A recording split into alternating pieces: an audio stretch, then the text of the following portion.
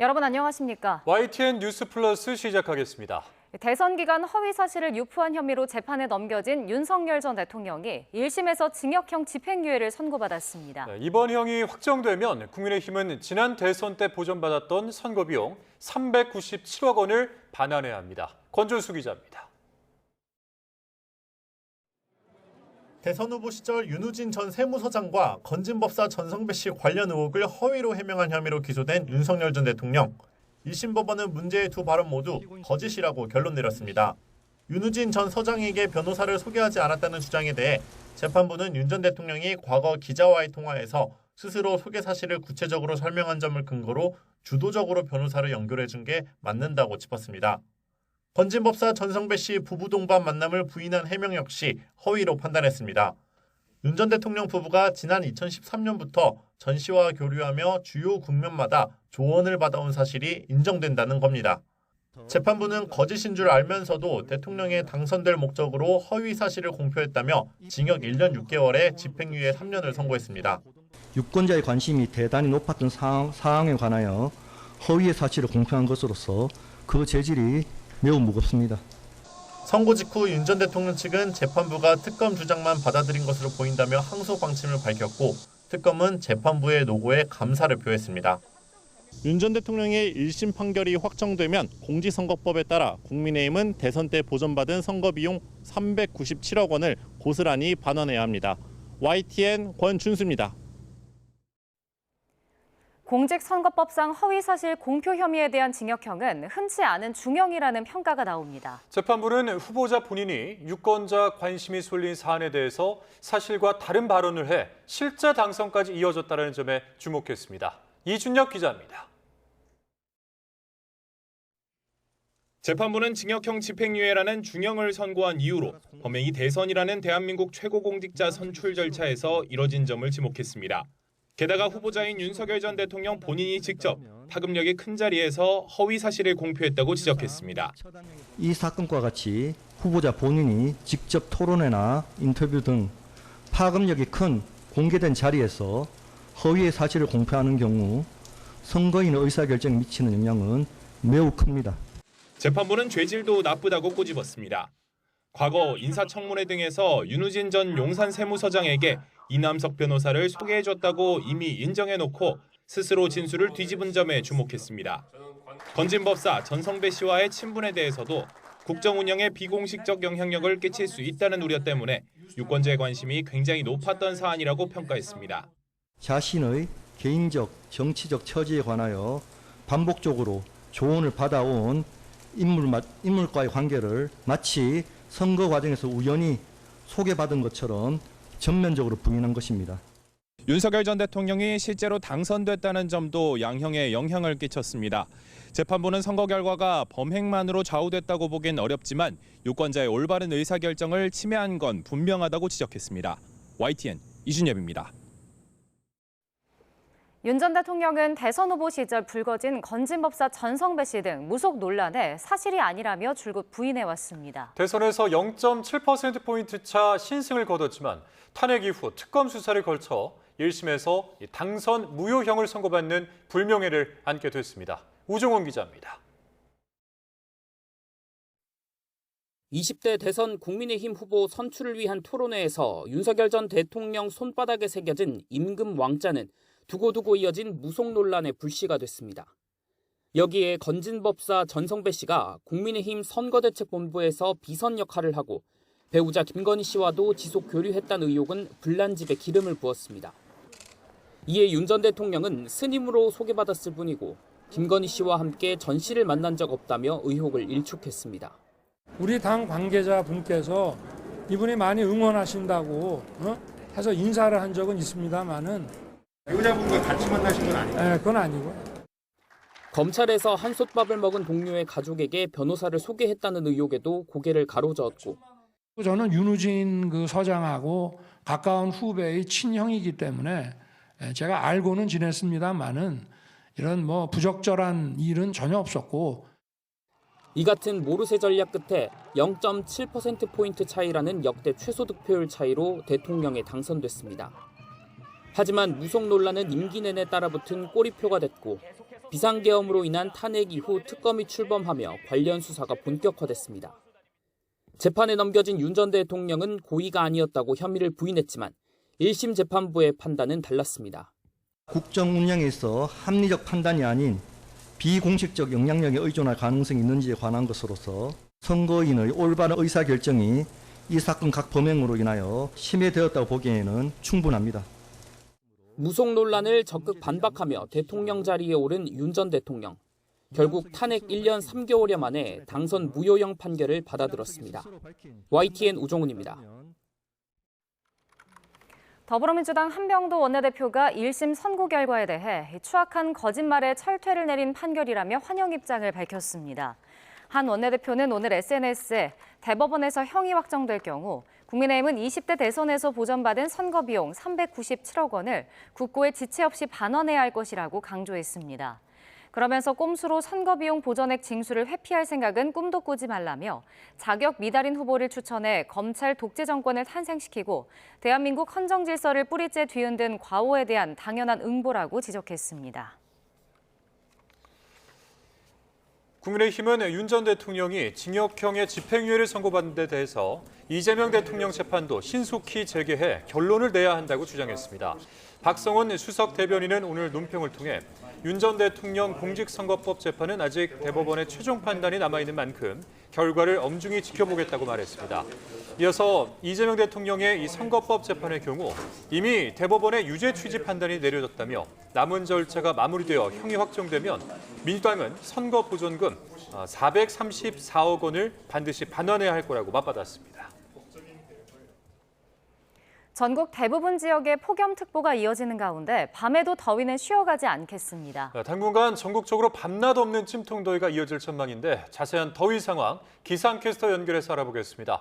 정수연 캐스터 나오시죠. 네, 홍제폭포에 나와 있습니다. 네, 늦은 오후인데도 더위가 좀처럼 꺾이지 않고 있다고요? 네, 퇴근 시간을 앞두고 있지만 더위가 좀처럼 꺾이지 않고 있습니다.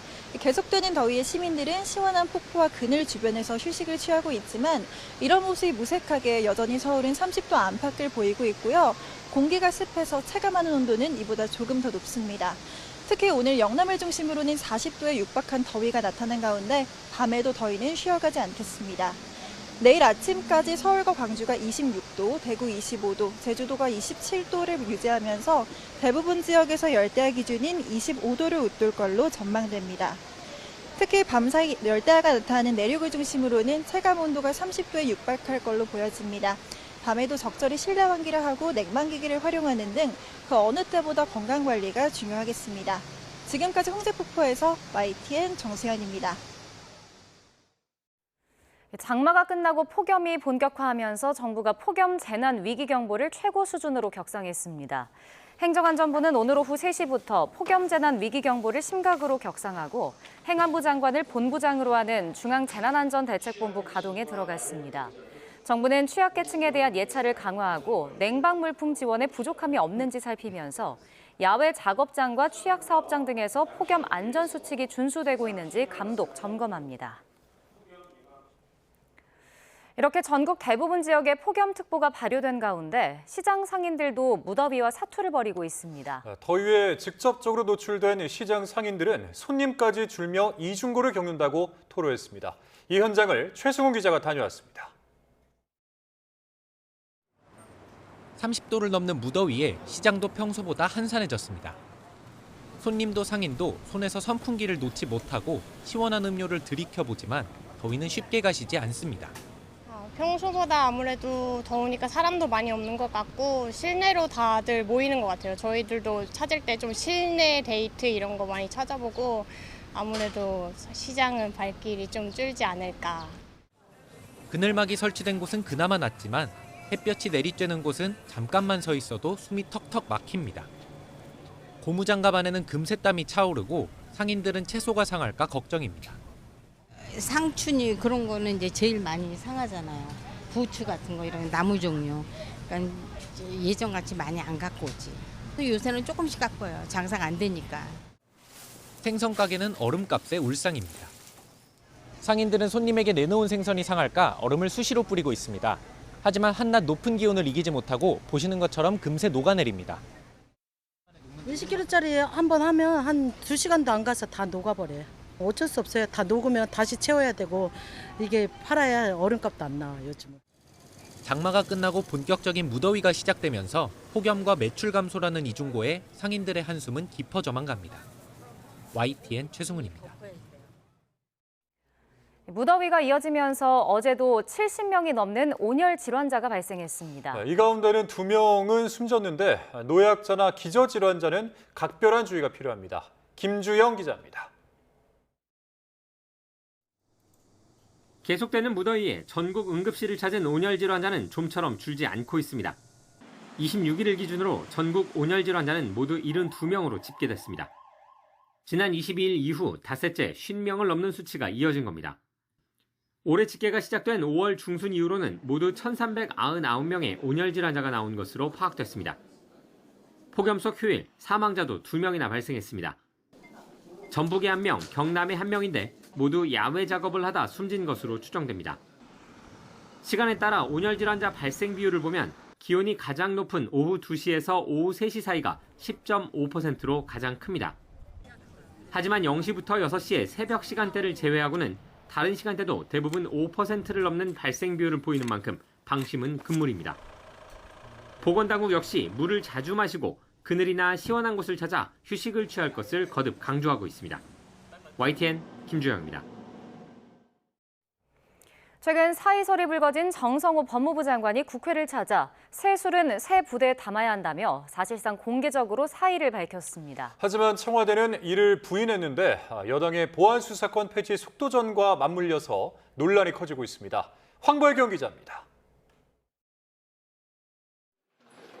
정성호 법무부 장관이 사의 표명설이 불거진 뒤 처음으로 국회를 찾았습니다.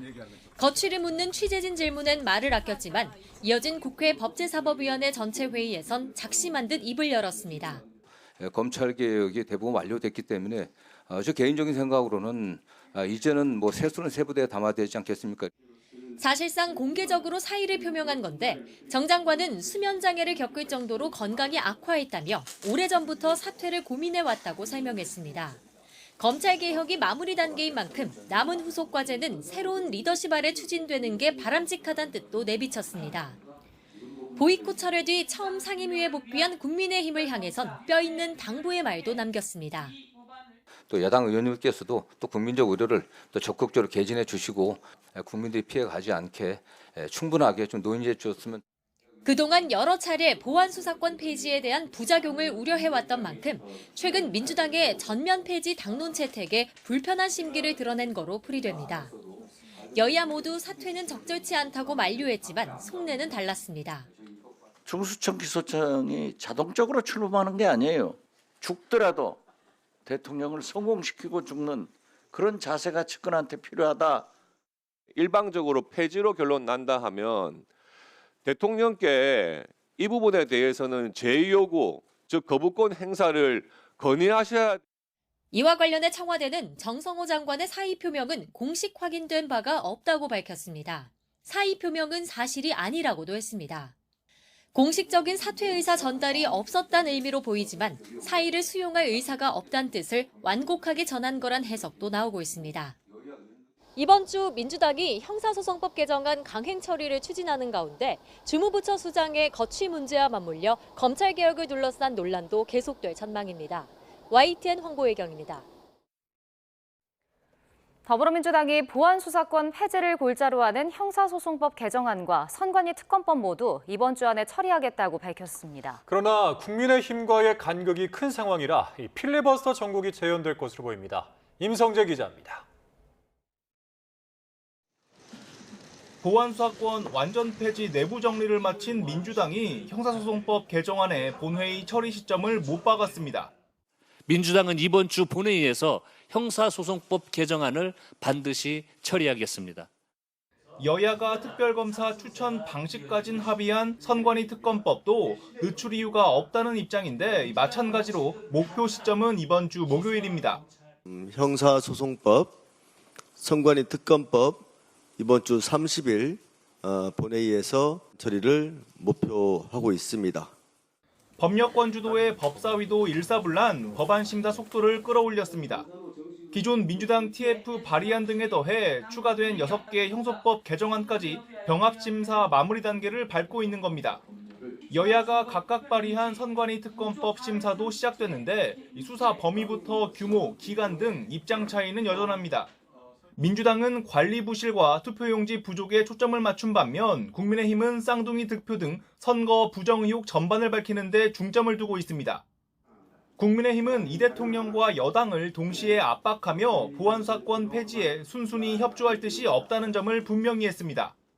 보안수사권 폐지와 대통령 재판 공소 취소를 맞교환할 의도가 없다면 공소 취소는 절대로 없을 것이라고 약속하면 됩니다. 선관위 문제도 마찬가지입니다. 장동혁 대표는 지방선거 선거소청 심리에 직접 참석하는 등 여당과의 극명한 시각차를 드러냈습니다. 전산 조작까지 있었다면 모든 자료와 증거를 가지고 있는 선관위가 이에 대해서 말끔히 해명하지 못한다면 이번 지방선거는 총체적인 부정선거입니다. 법력권 주도로 2개 법안이 목요일 본회의 처리 목록에 오르면 이틀 이상 필리버스터 대치가 이어질 수 있다는 전망이 나오는 이유입니다. 다만 선관위 특검법의 경우 여야 모두 합의 절차가 필요하다는데 무게를 두는 만큼 형소법 개정안과 다르게 처리 시점이 다음 달로 넘어갈 가능성도 있습니다. YTN 임성재입니다.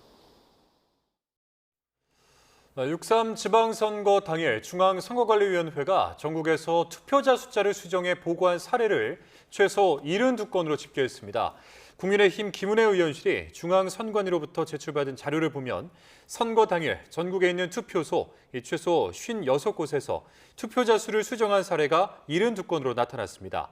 투표자 수를 수정한 사유로 단순히 숫자 수정이나 잘못 기재라는 기록이 포함되어 있었는데 수정 사유를 구체적으로 기록해야 한다는 지침과는 달리 불명확한 경우가 상당수였던 것으로 파악됐습니다.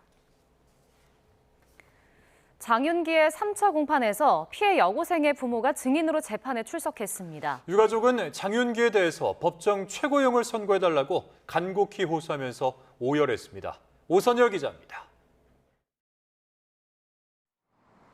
16살 고 이채원 양의 시간은 지난 5월 5일 어린이날 새벽에 멈췄습니다. 응급구조사를 꿈꾸며 늦은 밤까지 공부했던 이 양에게 잔혹한 범죄를 저지른 건 일면식도 없던 23살 장윤기였습니다. 왜 여학생을 공격했습니까? 여학생이 놀아주는 거 아닙니다. 강간살인 혐의로 구속 기소된 장윤기의 3차 공판이 광주지방법원에서 열렸습니다. 재판에는 이채원 양의 유족이 증인으로 출석했습니다. 비공개로 진행된 증인신문에서 이 양의 부모는 장윤기를 사회에서 영원히 격리하는 법정 최고형, 사형을 선고해달라고 오열했습니다. 피눈물을 쏟는 심정으로 입장문을 읽어내려간 이 양의 어머니는 딸이 보고 싶어도 못 본 지 벌써 84일째라며 잔혹한 범죄로 소중한 딸을 잃고 가족의 삶은 완전히 파탄났다고 울분을 토했습니다. 그러면서 가해자가 세상 밖으로 나오는 것은 저희에게 사망 선고를 내리는 것과 같다며 또 다른 피해자가 생기지 않도록 사회를 지켜달라고 재판부에 요청했습니다. 유족의 오열 속에서도 장윤기는 재판 내내 무표정한 얼굴로 고개를 숙이고 있었습니다. 이번 재판엔 이 양을 도우려다 장윤기가 휘두른 흉기에 중상을 입은 고등학생도 출석해 범행 당시 상황을 증언했습니다. YTN 오선열입니다. 경찰청 특별수사단이 전 광산경찰서 형사과장 박모경정을 피의자 신분으로 소환해 조사하고 있습니다. 장윤기 수사 당시 광산경찰서 형사과장이던 박경정은 직권남용 권리행사방해 혐의로 입건돼 조사를 받아왔으며 지난 21일 경찰이 신청한 구속영장이 기각됐습니다. 박경정은 변호인을 통해 사건 초기 3차례에 걸쳐 장윤기의 살인과 성범죄 혐의를 병합 수사해야 한다고 건의했지만 윗선에서 받아들여지지 않았다고 주장했습니다. 장윤기 사건을 계기로 출범한 경찰 수사 신뢰 제고를 위한 쇄신 TF가 오늘 첫 회의를 열고 경찰의 늘어난 수사 권한을 통제하고 또 내부 비리와 부패를 막기 위한 쇄신안을 논의했습니다. TF는 우선 국민 신뢰 회복을 위한 경찰 수사 개혁위원회로 명칭을 변경하고 첫 안건으로 장윤기 사건 수사 과정 전반에 관한 문제점을 보고받기로 했습니다. 또 경찰의 수사권 남용과 불신, 인권 침해 우려를 불식하기 위해 다음 주 중에 성폭력 피해자 단체의 의견을 청취하기로 했습니다. 코스피가 상승세로 출발했지만 장중 등락을 오가다가 상승분을 대부분 반납하고 강보합 마감했습니다. 중국 메모리 반도체 기업의 이 중국 시장 상장 여파가 우리 증시에 영향을 끼친 것으로 풀이됩니다. 윤태인 기자가 보도합니다. 6,800선에서 상승세로 장을 연 코스피는 장 초반 하락 전환했습니다. 한때 6,557까지 무너졌던 코스피는 오후 들어 장 후반에 다시 상승세로 전환했고 0.97% 오른 6,755에 마감했습니다. 시장에선 개인과 기관이 매수 우위를 보였고 외국인이 매도 우위를 보였습니다. 코스피 장중 변동은 주말에 있었던 샌프란시스코 AI 서밋에서 발표된 대규모 협업 소식이 증시 하방을 일부 지지했지만 첫날부터 중국 시장 시총 1위에 오른 중국의 반도체 기업 창신 메모리 테크놀로지 CXMT의 상장 여파가 국내 시장에도 영향을 미친 것으로 풀이됩니다. 장 초반에는 CXMT 상장이 국내 반도체 기업에 영향을 미칠 것이라는 평가가 외국인 매도 요인으로 작동했지만 장 후반대에는 CXMT 상장 이슈가 마무리되면서 우리 증시에 다시 수급이 유입된 것으로 보입니다. 중국 시장에서 창신 메모리 반도체가 상장한 이후에는 이벤트 재료가 소멸이 되면서 국내 반도체 주식들이 반등하는 계기가 될 수 있었다라고 볼 수 있을 것 같습니다. 반도체 대형주이자 대장주인 삼성전자는 장중 24만 원대까지 떨어졌지만 1.8% 오른 25만 원대로 거래를 마쳤습니다. 장중 170만 원대까지 내렸던 SK하이닉스는 3.2% 오른 181만 원대로 거래를 마쳤습니다. 엔비디아가 지분 투자 계획을 밝힌 네이버는 8% 넘게 급등했습니다. 이런 가운데 코스피와 마찬가지로 장 초반 상승세를 탄 코스닥은 장중 상승분을 소폭 확대하며 2.22% 오른 764의 장을 마쳤습니다. 원달러 환율은 오후 3시 반 기준 1,468.5원으로 거래됐습니다. YTN 윤태인입니다. SK하이닉스 미국 주식 예탁증서 ADR의 가격이 한국에 상장된 본주보다 상당히 비싸게 거래되고 있습니다. 인공지능 AI 거래 과열의 신호라는 경고가 나오고 있는데 이 SK하이닉스 국내 본주와 ADR 간 상호 전환은 오는 29일 이후에 가능해질 전망입니다. 뉴욕에서 이승윤 특파원입니다. 큰 기대감 속에 지난 10일 뉴욕 증시에서 거래를 개시한 SK하이닉스 미국 주식 예탁 증서 ADR. The talent driving the industry is here.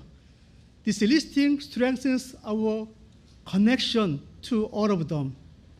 이후 SK하이닉스 ADR은 한국 본주보다 16에서 51% 비싼 가격에 거래됐습니다. 이에 미국 월스트리트 저널은 ADR 프리미엄은 인공지능, AI 거래 과열의 또 다른 신호라며 일어나선 안 될 일이라고 경고했습니다. 또 AI 관련주의 투자 열기에 따른 높은 수요에 비해 SK하이닉스 ADR의 공급이 제한적이라는 점을 프리미엄 형성의 원인 중 하나로 꼽았습니다. 이어 거래 비용과 환 위험, 세제 차이도 원인이지만 ADR 프리미엄을 정당화할 수 있는 수준을 크게 넘어선다고 분석했습니다. 한미 간 가격 격차를 줄일 수 있도록 SK하이닉스 국내 본주와 ADR 간 상호 전환이 오는 29일 이후 가능해질 전망입니다. 상호 전환이 가능해지면 양국 시장 간 주가 격차를 활용한 차익 거래가 가능해집니다. 투자자들은 상대적으로 저평가된 한국 시장에서 SK하이닉스 본주를 매수한 뒤 이를 ADR로 전환해 미국 시장에서 매도하는 방식으로 차익을 노릴 수 있습니다. 시장에서는 이런 거래가 늘어날 경우 미국 ADR의 프리미엄이 축소되고 한국 본주와의 가격 격차가 완화할 가능성이 있다는 관측이 나오고 있습니다. 다만 경제 전문가들은 전환 가능 물량은 발행 한도 내로 제한돼 있어 차익 거래 규모는 제한적일 수 있다고 지적하고 있습니다. 뉴욕에서 YTN 이승윤입니다.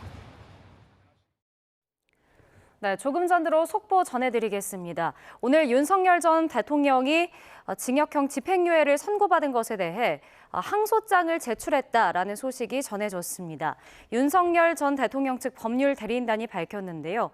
사실 오인과 법리 오해 및 양형 부당을 이유로 조금 전에 항소장을 제출했다고 밝혔습니다. 관련 내용은 정리되는 대로 저희가 더 자세히 전해드리겠습니다.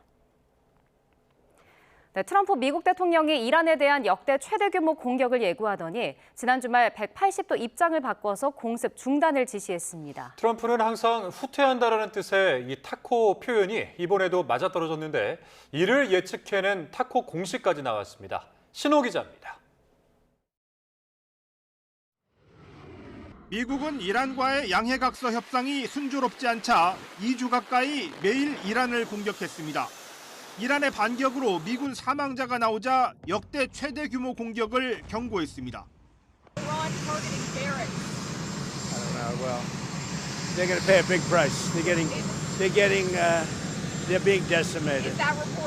폭격기와 전투기를 추가 투입하는 등 확전 카드를 만지작거리던 트럼프 대통령은 지난 24일 돌연 공습 중단을 결정했습니다.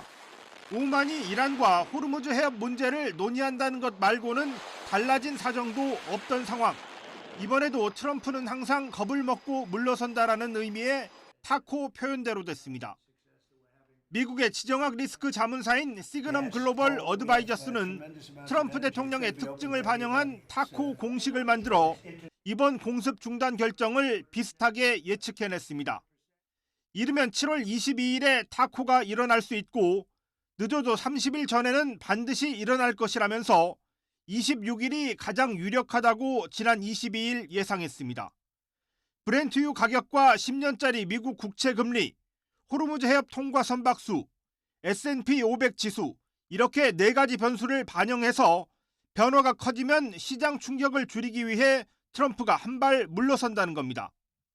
The cost of an escalation, there are implications with that, and that was what was explained to the president. 결국 11월 중간 선거를 앞둔 트럼프 대통령의 정치적 부담을 주로 반영한 예측 모델인데 이번에는 미국의 군사적 현실이 더 크게 작용한 것으로 보입니다. 공습 중단 결정 직전 댄 케인 미 합참의장은 미군 방공망 고갈 우려를, 브래들리 쿠퍼 미 중부사령관은 같은 수준의 공습이 이제 실익이 없다는 보고를 트럼프 대통령에게 했다고 미국 언론들이 보도했습니다. YTN 신호입니다. 미 국방부가 이란과의 전쟁에서 발생한 미군 사상자 규모 공식 집계를 전사자 18명, 부상자 624명으로 조용히 상향 수정했습니다. 국방부는 당초 이란 공습으로 사망한 4명을 전사자 명단에서 뚜렷한 이유 없이 제외해 고의로 피해를 축소했다는 논란이 일자 별도의 해명 없이 슬쩍 데이터를 복원했습니다. 부상자 역시 140명 이상이 추가로 반영되면서 지금까지 발생한 미군 사상자는 총 640여 명으로 크게 늘어났습니다. 미국이 이란 공습을 중단하면서 오늘 국제유가가 5% 가까이 급락했습니다. 블룸버그 데이터에 따르면 한국 시간 오늘 오전 8시 30분을 기준으로 9월 인도분 브렌트 선물은 전 거래일 종가 대비 4.9% 내린 92.04달러에 또 9월 인도분 서부 텍사스산 원유 선물은 4.9% 내린 84.95달러에 각각 거래됐습니다. 브렌트유는 한때 89.58달러까지 하락하면서 90달러 아래로 내려가기도 했습니다.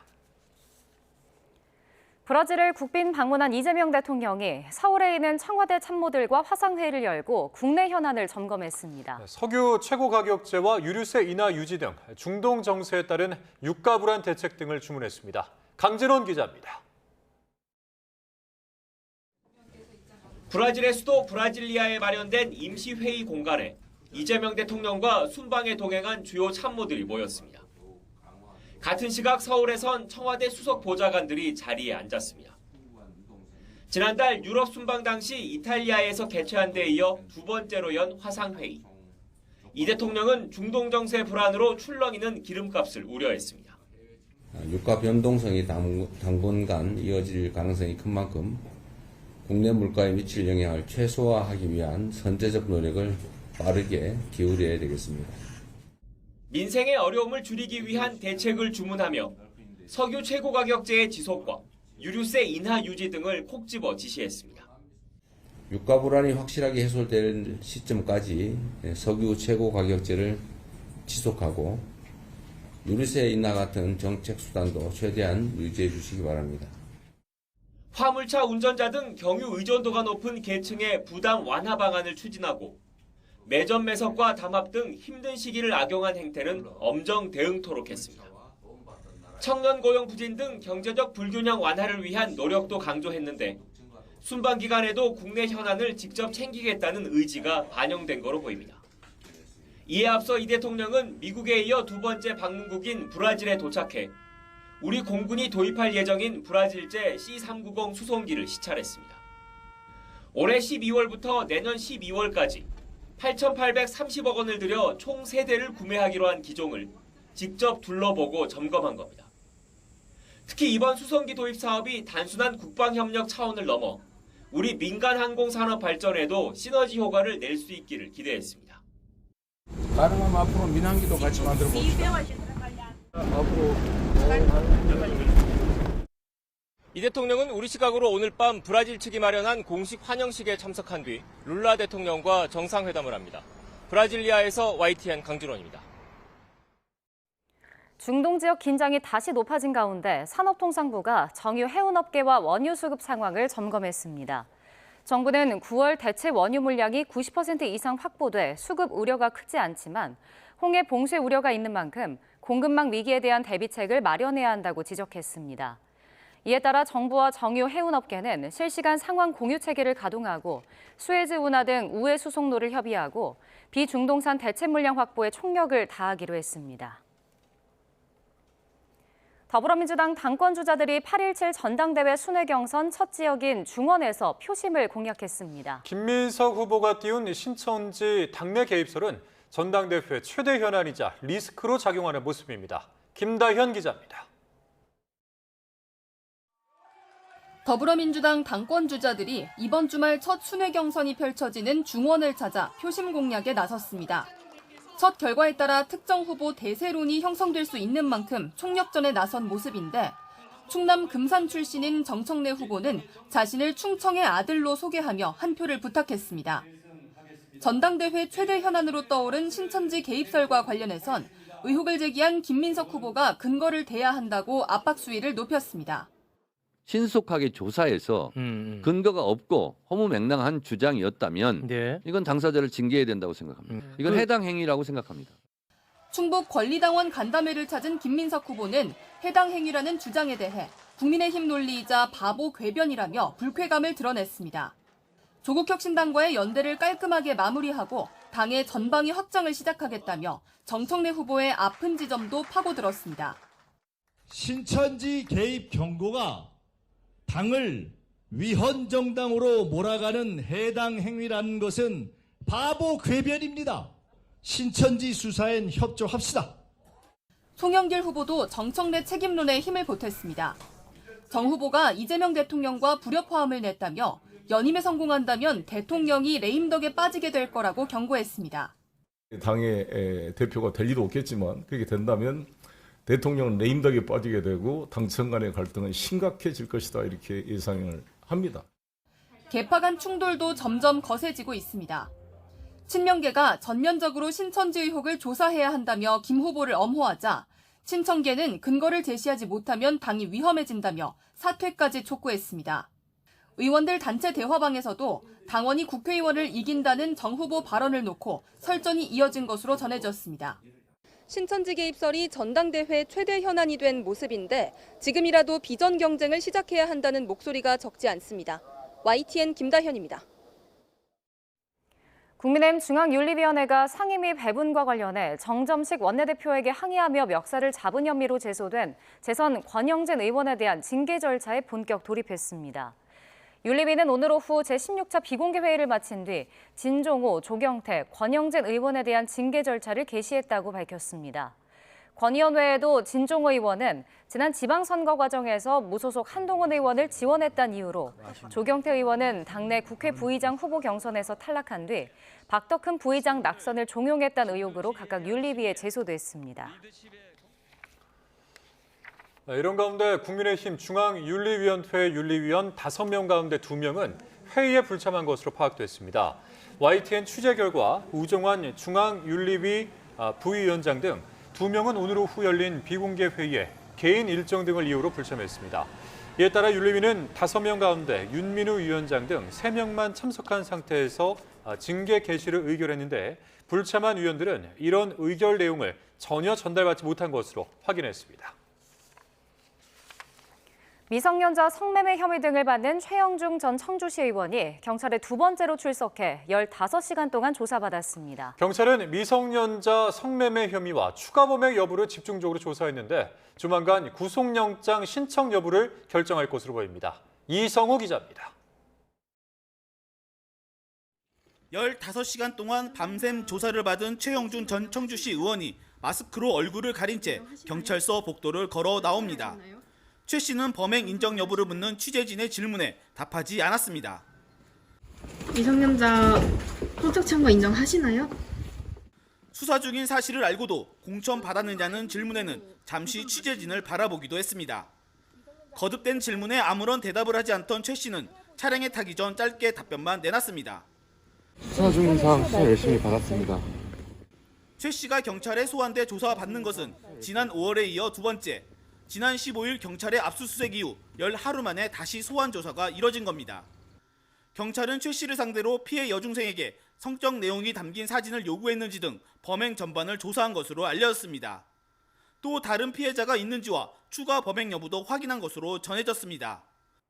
최 씨는 지난 2024년 10월부터 1년간 휴대전화 채팅앱을 통해 알게 된 여중생을 성매매한 혐의를 받고 있습니다. 또 다른 사람을 소개하면 돈을 더 주겠다는 취지로 성매매를 권유하고 부적절한 사진을 요구한 혐의도 받고 있습니다. 경찰은 압수수색으로 확보한 휴대전화 등 관련 자료와 이번 조사 내용 등을 종합해 조만간 최 씨에 대한 구속영장 신청 여부를 결정할 것으로 보입니다. YTN 이성호입니다. 청각장애인들에게 돈을 주고 계좌를 넘겨받아 인터넷 도박 조직에 넘긴 수어 통역사가 경찰에 적발됐습니다. 범죄에 쓸 줄 몰랐다 하더라도 대가를 받고 계좌를 넘기는 행위 자체가 처벌 대상인 만큼 주의가 필요할 것으로 보입니다. 김종호 기자입니다. 이른바 대포 통장 모집책인 청각장애인의 집을 찾은 경찰. 다른 청각장애인들 계좌를 수집한 경위 등을 수어로 묻습니다. 앞서 경찰은 4개월간 운영한 도박 사이트를 적발해 운영자들을 조사한 뒤 사이트와 고액을 주고받은 이른바 큰손 이용자 계좌도 확인했습니다. 그런데 계좌 주인에게 도박 참여 경위를 물었더니 모두 청각장애인이었고 하나같이 그런 적 없다는 답변이 돌아왔습니다.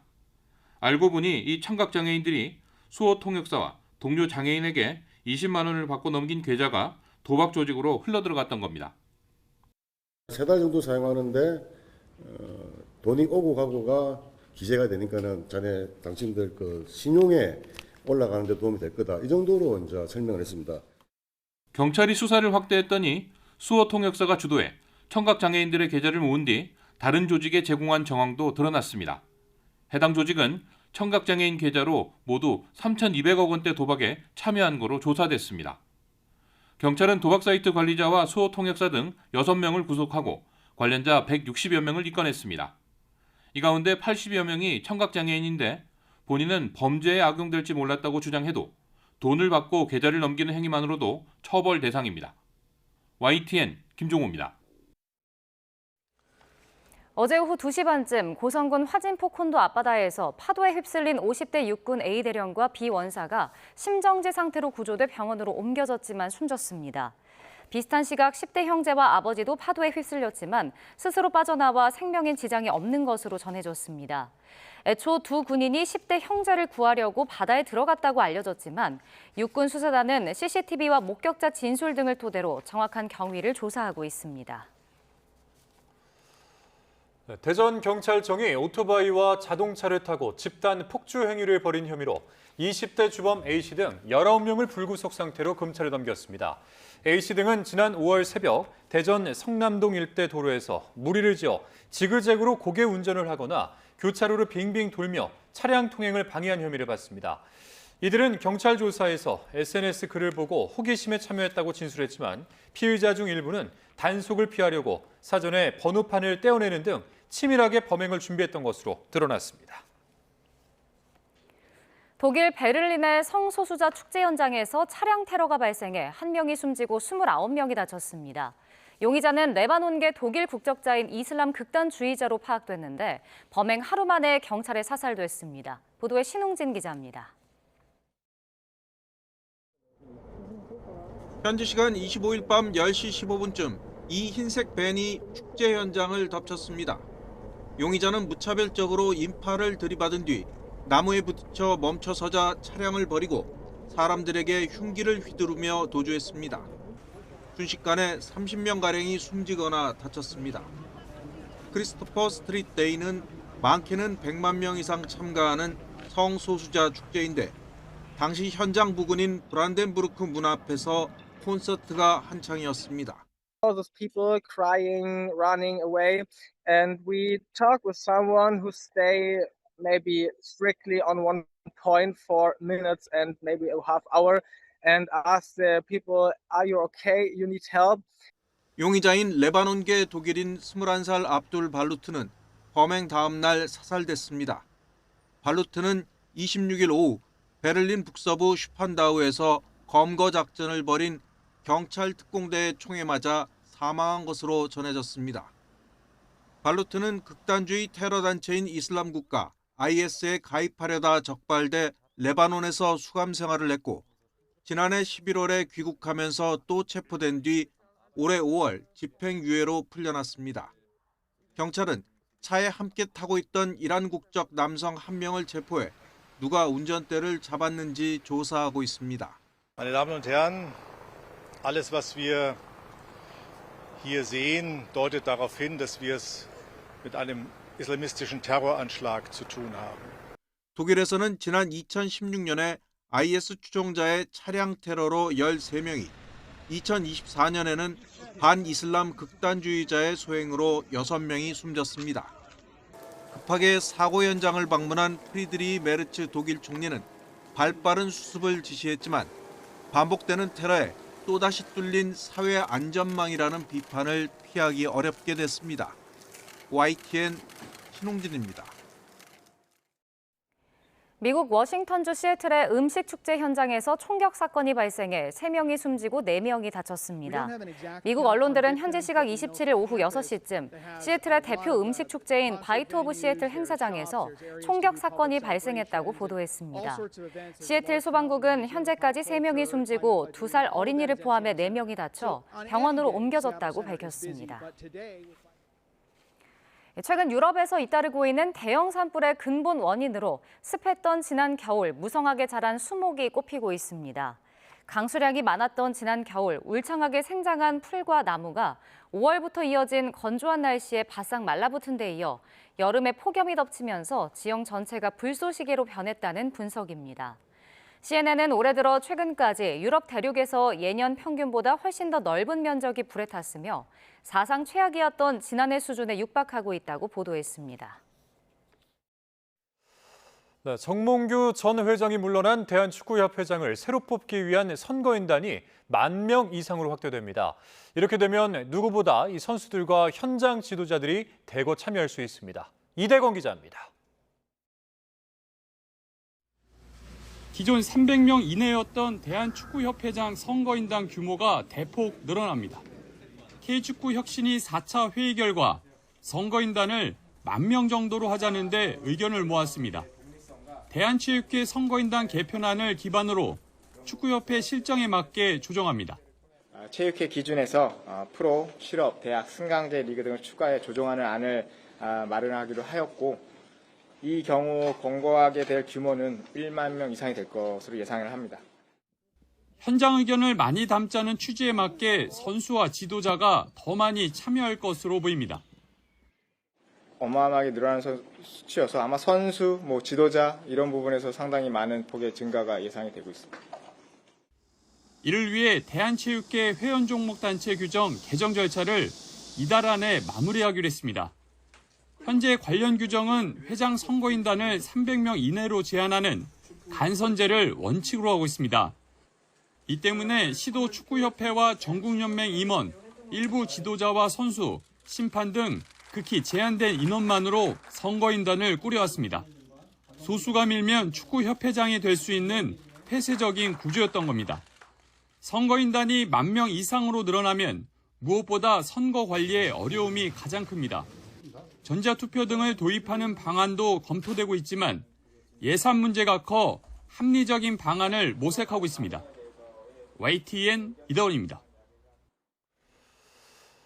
지난해 프로야구 챔피언 LG가 후반기 시작과 함께 크게 흔들리고 있습니다. 8연패의 수모를 겪기도 했는데 한 번 더 삐끗하면 5강도 장담할 수 없는 처지입니다.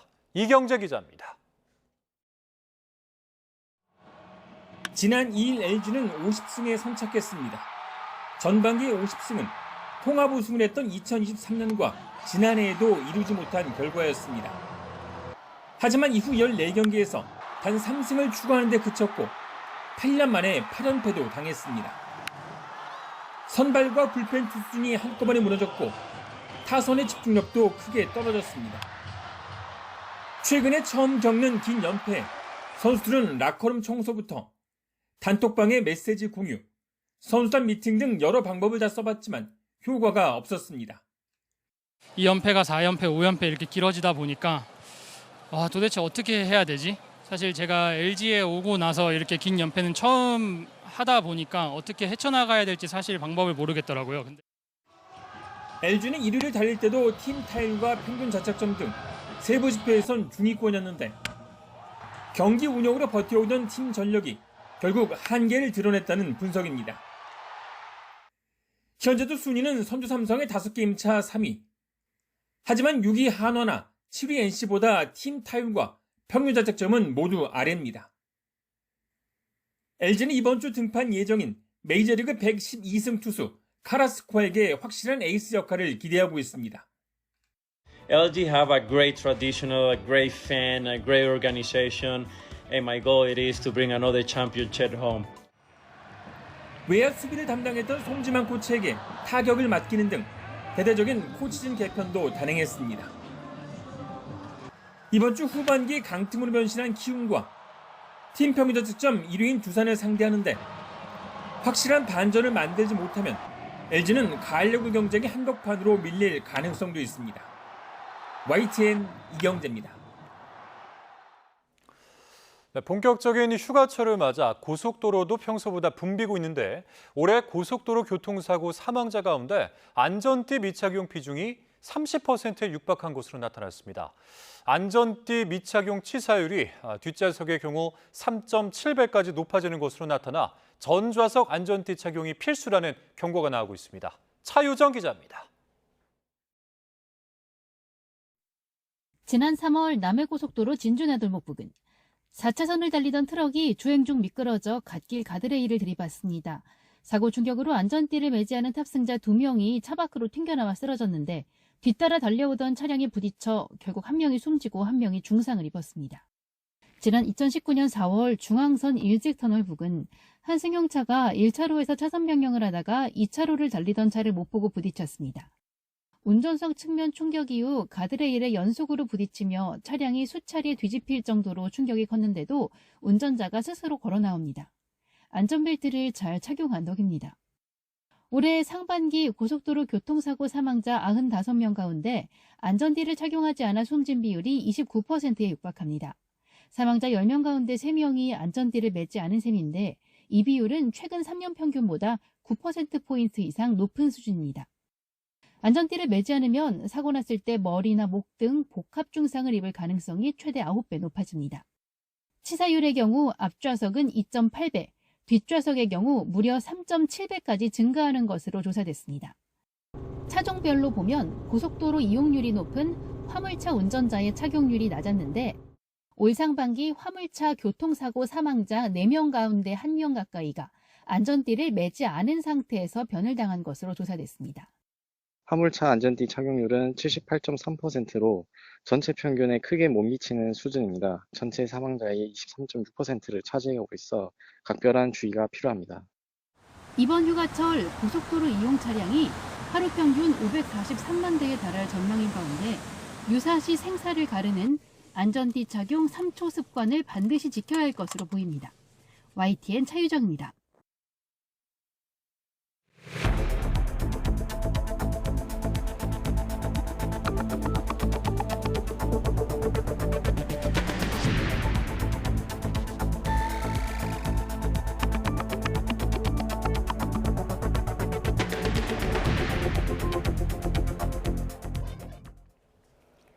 기상청에서 전국 장마 종료를 선언한 가운데 혹독한 찜통더위가 더욱 심해질 전망입니다. 중대경보가 내려진 영남 지역은 극한 더위로 한때 아스팔트 온도가 60도에 육박했습니다. 정혜용 기자입니다.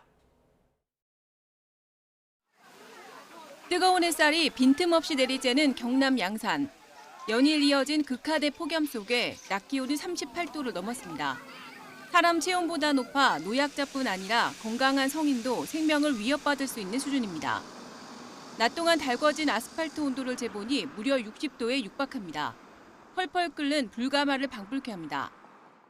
날씨가 너무 더워서 아이들 어린이집도 방학한 김에 물놀이 하려고 나왔습니다. 너무 힘들어요. 더위 없는 곳만 찾아서 다니는 것 같아요. 전국에서 가장 더운 곳은 폭염 중대경보가 확대한 영남 지역으로 낮 기온이 39도 안팎까지 치솟았습니다. 서울 등 내륙도 폭염특보 속에 체감온도가 33도를 오르내렸습니다. 기상청은 한반도 상공으로 이중 열돔이 형성된 가운데 남서쪽에서 열대 수증기가 지속적으로 유입되고 열기가 축적돼 폭염과 열대야가 심해졌다고 밝혔습니다. 특히 영남지방은 산맥을 넘은 고온 건조한 바람과 지형 효과가 더해져 극한 더위가 기승입니다. 문제는 더위가 점점 더 심해진다는 점입니다. 중부지방을 기준으로 지난 7월 26일, 남부지방은 7월 25일 날 종료된 것으로 분석됩니다. 이후에는 폭염과 열대야가 기승을 부리겠고 앞으로의 폭염특보를 전제로 한 기온에 대한 위험기상은 유지되거나 확대 강화될 가능성이 있습니다. 기상청은 이번 주 서울 등 내륙의 한낮 체감온도가 35도 안팎까지 치솟고 밤사이 체감온도도 30도에 육박할 것으로 예상했습니다. 영남 지방도 40도에 육박하는 극한의 더위가 강약을 반복할 전망입니다. 기상청은 8월 상순까지 더위가 점점 더 심해질 수 있다며 물, 그늘, 휴식의 3대 수칙을 반드시 지켜달라고 당부했습니다. YTN 정혜윤입니다. 정부가 폭염 재난 위기경보 단계를 최고 수준인 심각으로 격상했습니다. 또 폭염에 대비해서 행정안전부 장관을 본부장으로 하는 중앙재난안전대책본부 가동에 들어갔습니다. 보도에 이승훈 기자입니다. 정부가 폭염 위기 단계를 최고 수준으로 상향 조정했습니다. 무더위와 열대야가 당분간 계속될 거란 판단에 따른 선제 조치입니다. 정부는 금일 15시를 기점으로 선제적으로 폭염 위기 경보를 최고 수준인 심각 단계로 격상하고 중앙재난안전대책본부를 가동해 범정부적인 총력 대응 체계를 만들겠습니다. 호우 중대본 종료 불과 사흘 만에 이번에는 폭염 중대본 가동에 들어간 겁니다. 폭염 중대경보 발효 지역엔 상황관리관을 파견합니다. 쪽방촌 등 취약계층을 찾아가 냉방물품 지원이 부족하진 않은지 미리 살피고 야외 작업장의 폭염 안전수칙 이행과 무더위 쉼터 운영 등도 꼼꼼히 살피기로 했습니다. 중대본은 온열 질환자 등이 급증하고 있는 만큼 낮에는 될 수 있으면 바깥 나들이 자제하면서 물 충분히 마시고 충분히 휴식하는 기본적인 행동 요령을 지킬 때라는 걸 강조하고 있습니다. YTN 이승훈입니다. 네, 무더위가 이어지면서 어제도 70명이 넘는 온열 질환자가 발생했습니다. 이 가운데 2명이 숨졌는데 노약자나 기저질환자는 각별한 추이가 필요합니다. 김주영 기자입니다. 계속되는 무더위에 전국 응급실을 찾은 온열 질환자는 좀처럼 줄지 않고 있습니다. 26일을 기준으로 전국 온열 질환자는 모두 72명으로 집계됐습니다. 지난 22일 이후 닷새째 50명을 넘는 수치가 이어진 겁니다. 올해 집계가 시작된 5월 중순 이후로는 모두 1,399명의 온열 질환자가 나온 것으로 파악됐습니다. 폭염 속 휴일, 사망자도 2명이나 발생했습니다. 전북에 1명, 경남에 1명인데 모두 야외 작업을 하다 숨진 것으로 추정됩니다. 시간에 따라 온열 질환자 발생 비율을 보면 기온이 가장 높은 오후 2시에서 오후 3시 사이가 10.5%로 가장 큽니다. 하지만 0시부터 6시의 새벽 시간대를 제외하고는 다른 시간대도 대부분 5%를 넘는 발생 비율을 보이는 만큼 방심은 금물입니다. 보건당국 역시 물을 자주 마시고 그늘이나 시원한 곳을 찾아 휴식을 취할 것을 거듭 강조하고 있습니다. YTN 김주영입니다.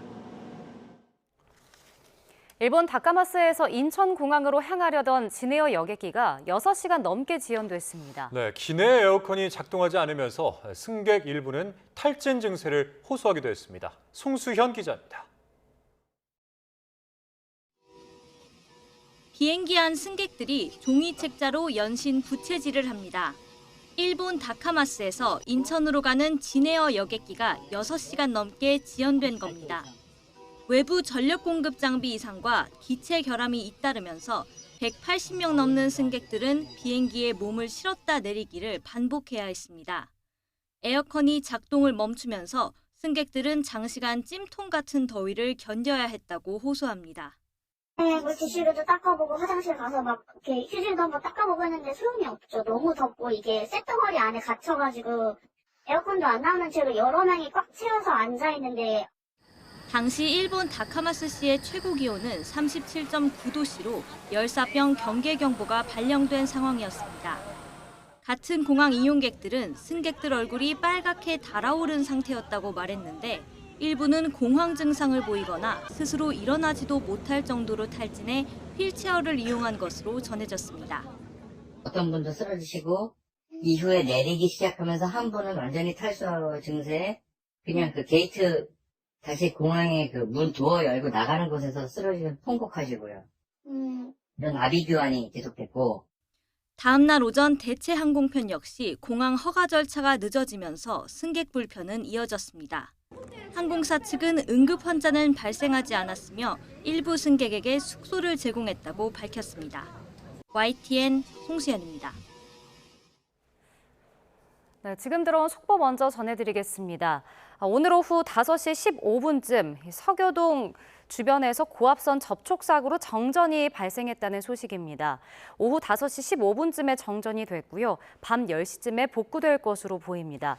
약 667호에게 정전이 된 것으로 추정이 되는데 무더위가 이어지고 있어서 주민들의 불편이 예상되고 있습니다. 인근 주민들은 안전에 유의하셔야겠습니다. 예, 자 다시 한번 전해드리겠습니다. 서울 마포구 서교동 일대에 현재 정전이 발생했다는 속보가 들어왔습니다. 총 인근 세대 667세대 정도가 정전이 된 것으로 현재 추정이 되고 있는데 계속해서 무더운 날씨와 열대야가 이어지고 있는 가운데 주민들이 불편을 겪고 있다는 내용입니다.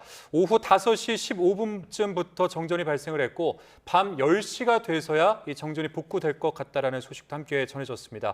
민간 사다리차가 이 고압선 접촉 사고로 인해서 정전이 발생한 것으로 보이는데요.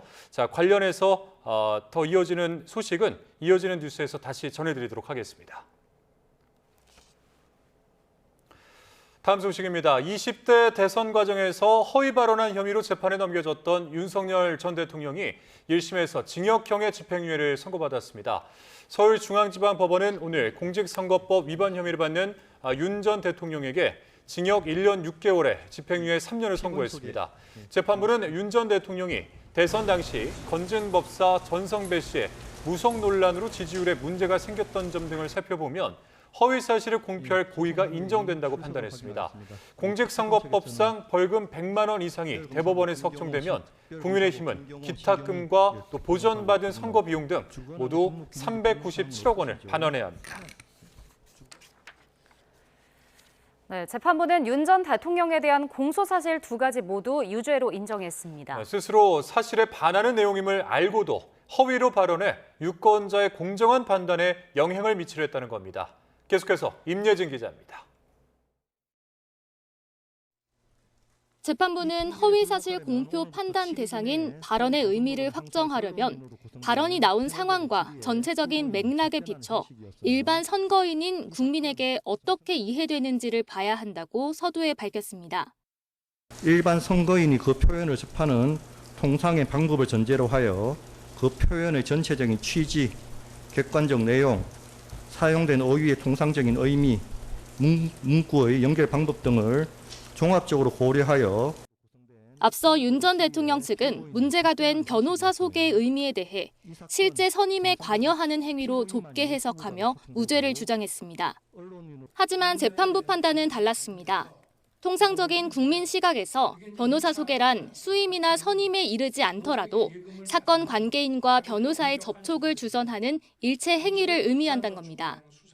그러면서 과거 윤 전 대통령 스스로 윤우진 전 용산 세무서장과 변호사를 연결해준 사실을 2차례 인정했고 문자 메시지와 통화 내역 등으로도 이 같은 정황이 확인된다며 허위사실 공표에 고의성이 있다고 봤습니다. 이와 다른 취지의 이 사건 관련 변호사 관련 발언하면서 그 내용이 객관적 사실과 다르다는 점을 인식하였다 할 것이므로 허위사실 공표에 대한 고의도 인정됩니다. 이른바 건진법사 발언에 대해서도 재판부는 무속 의혹으로 지지율 문제가 생긴 당시 상황을 고려할 때 허위사실 공표에 유인이 있다고 판단했습니다. 윤 전 대통령 부부가 일반 불교 승려가 아닌 점술의 성격을 가진 인물과 대선 이전부터 교류해온 사실이 인정되고 이 같은 정보가 후보자의 성품이나 능력을 판단하는 데 영향을 미치는 요소라고 본 겁니다. 재판부는 윤 전 대통령의 발언들이 순서나 시간이 제약된 일반적인 대선 토론회에서 나온 게 아니란 점에서 특별한 사정이 없는 한 토론회에서의 발언은 허위사실 공표죄로 처벌하지 않는다는 기존 판례를 적용할 수 없다고 분명히 했습니다. YTN 임혜진입니다. 공직선거법상 허위사실 공표 혐의에 대한 징역형은 흔치 않은 중형이라는 평가가 나옵니다. 재판부는 후보자 본인이 유권자 관심이 쏠린 사안에 대해서 사실과 다른 발언을 해 실제 당선까지 이어졌다는 점에 주목했습니다. 이준엽 기자가 보도합니다. 재판부는 징역형 집행유예라는 중형을 선고한 이유로 범행이 대선이라는 대한민국 최고공직자 선출 절차에서 이뤄진 점을 지목했습니다. 게다가 후보자인 윤석열 전 대통령 본인이 직접 파급력이 큰 자리에서 허위 사실을 공표했다고 지적했습니다.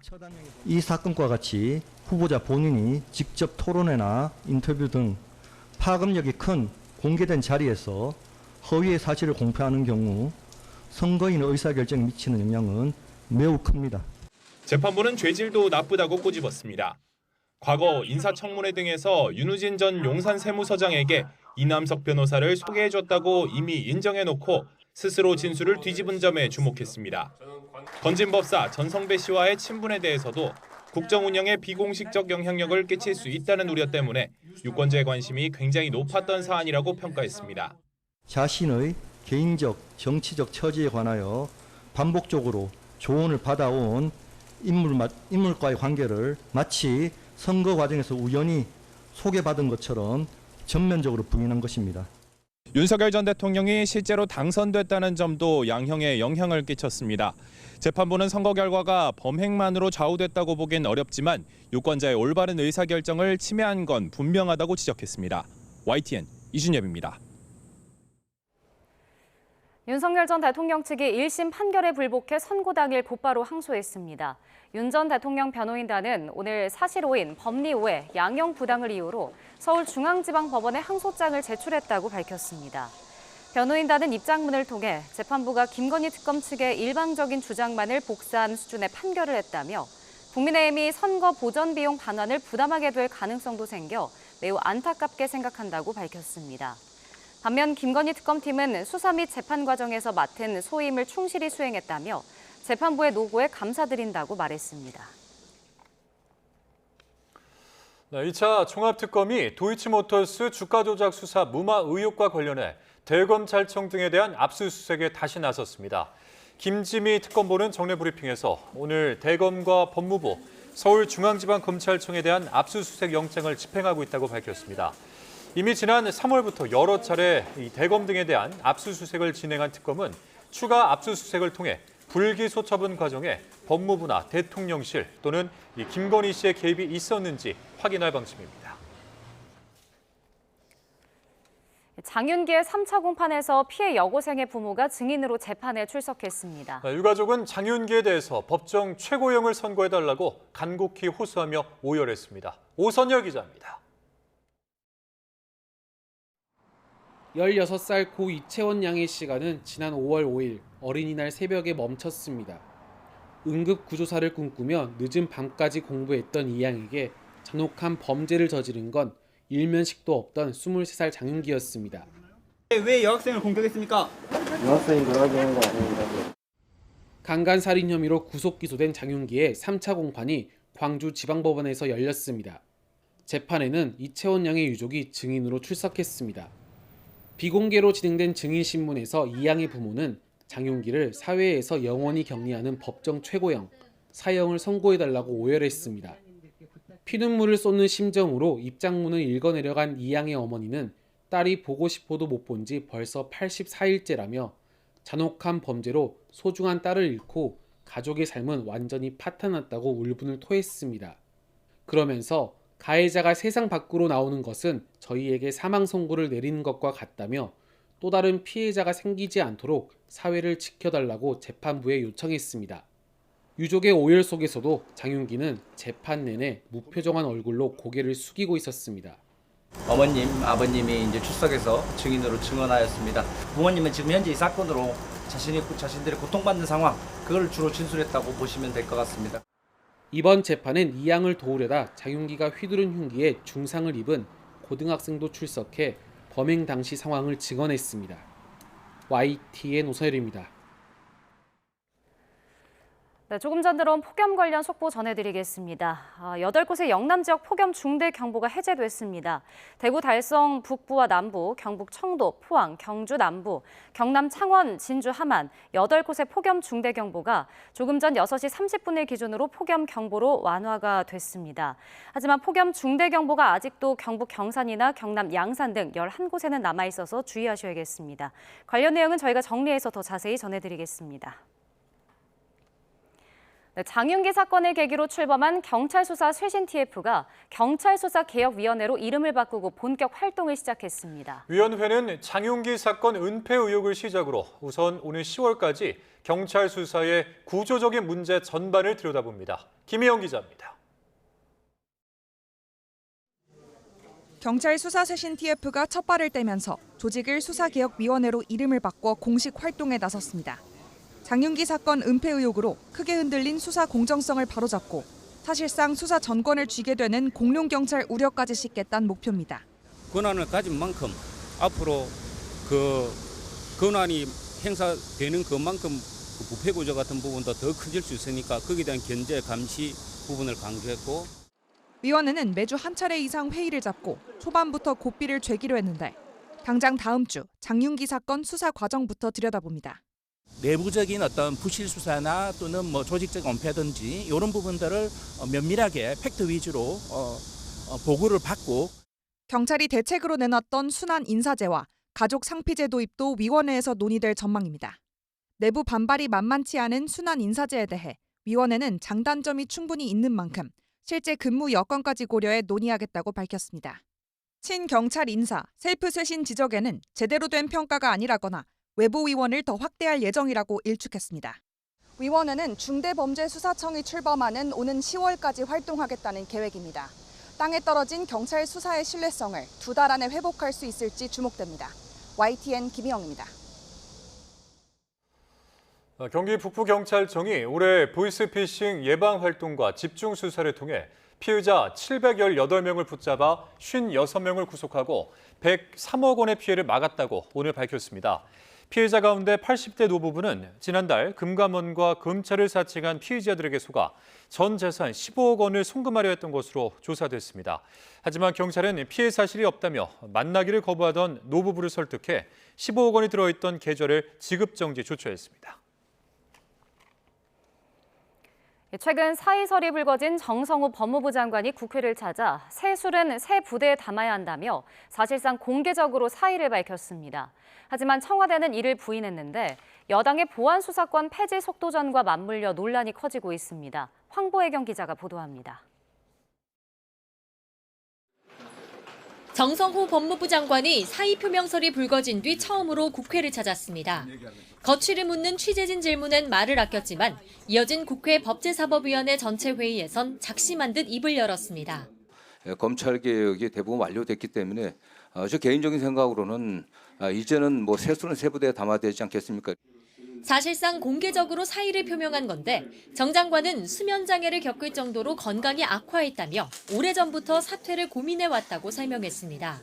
검찰개혁이 마무리 단계인 만큼 남은 후속 과제는 새로운 리더십 아래 추진되는 게 바람직하다는 뜻도 내비쳤습니다.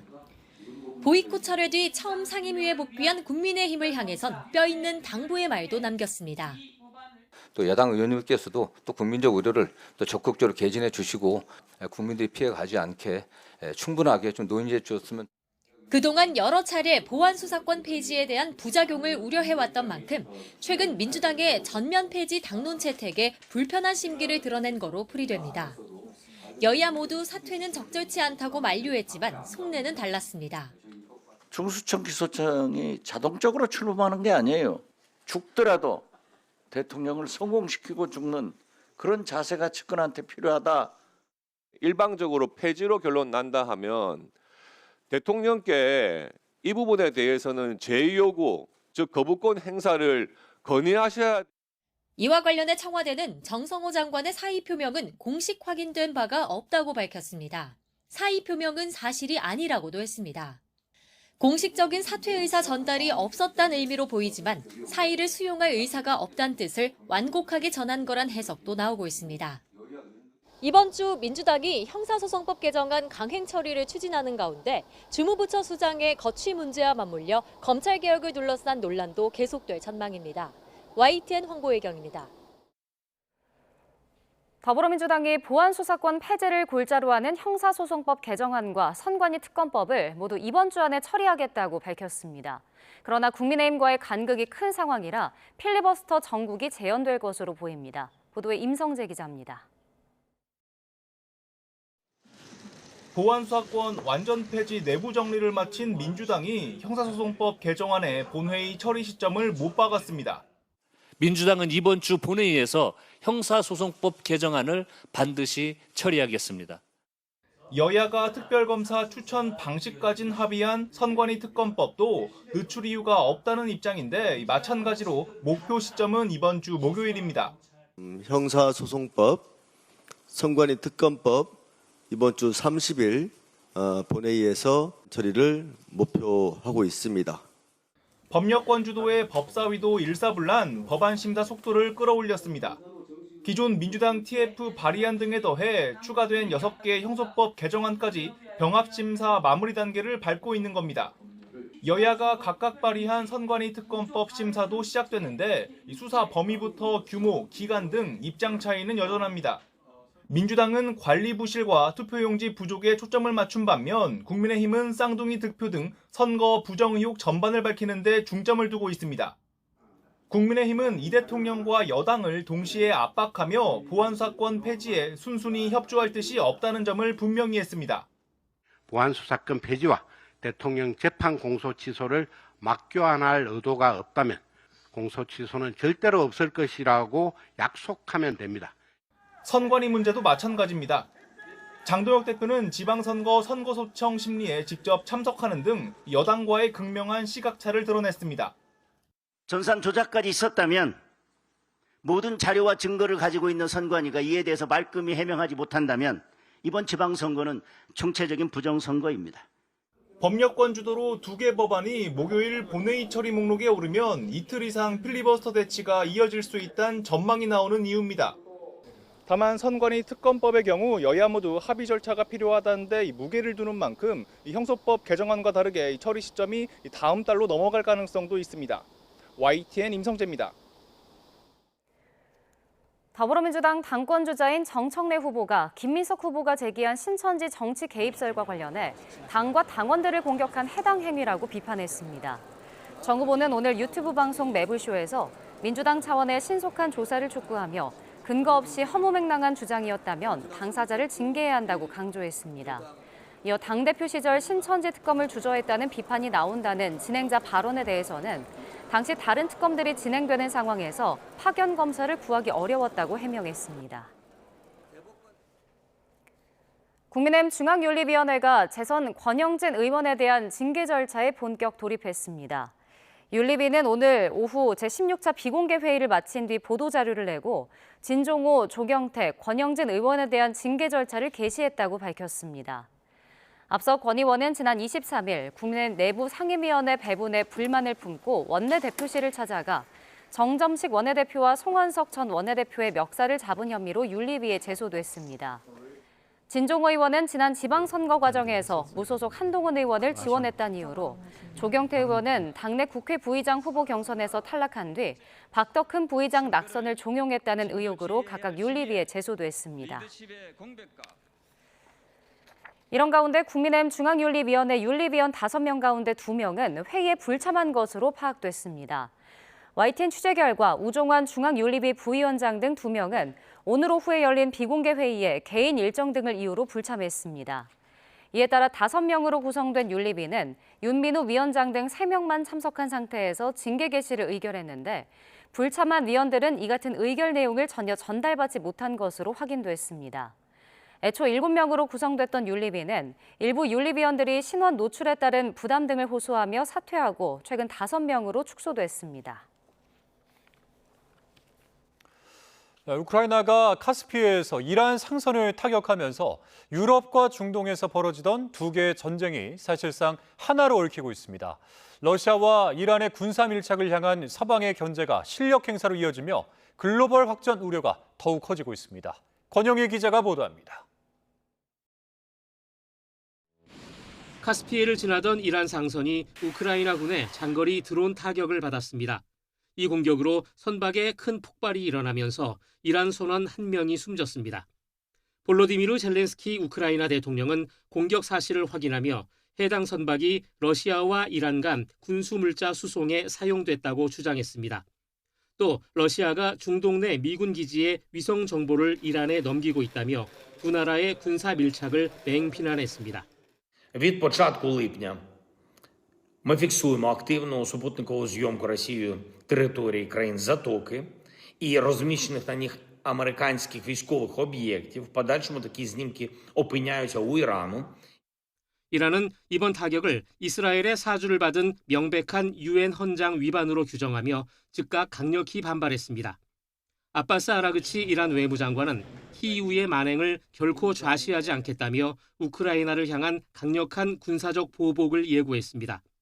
이번 사태는 단순한 선박 공격을 넘어 국제 정세의 중대한 지정학적 위기로 평가받고 있습니다. 미국의 해상 봉쇄로 남부 바닷길이 막힌 이란에게 카스피해는 중국과 중앙아시아를 잇는 핵심 생명선이기 때문입니다. 서방 언론과 전문가들은 우크라이나 전쟁과 중동 분쟁이 군사협력과 보복을 매개로 공식적으로 합쳐졌다고 분석합니다. 미국 정보당국도 중동 내 미 중앙정보국 시설을 겨냥한 이란의 공격에 러시아가 직접 개입했는지 조사에 착수하며 배후를 압박하고 나섰습니다.